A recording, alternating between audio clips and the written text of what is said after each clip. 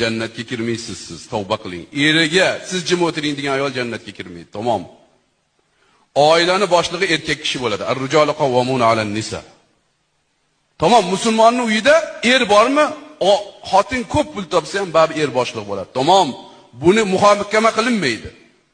Adang bilsin, adangdan so'ragan degan ayol jannati ayol. Adangdan so'ra desa jannat. Adang bilmasin, adang nimani biladi desa do'zax ayol voy. Mana buni qizlarga tushuntirib uzatinglar. Eriga bidir astag'firulloh. Ayol kishi eriga bunday men tasavvur qila olmayman, ko'zini bunday qarashini. Astag'firulloh. Bu qizlarga aytinglar, "Voy, eringga sekin gapirsan, qiz bolasan. Ertaga birovning oldiga bor." Buni qilinglar qaynatalar. Keyin erni haqqi biz Hanafiy mazhabda. Erni haqqi otanikidan baland turadi. Mana men qizimni uzatdimmi? Mahrini berdimmi? Bo'ldi, eri bo'ldi. Meni 15 kunda kelib ko'radi, tamom. Uni tasarrufi erida bo'ladi.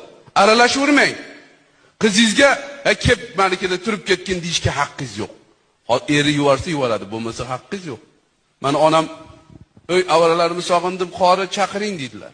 Shundachi qizingizga telefon qilmang, eshitib olinglar qaynatalar. Kuyovga telefon qilaman, yaxshi kuyovim bo'lmadi. Iltimos, shu yaxshi sog'inib qoptilar hojona.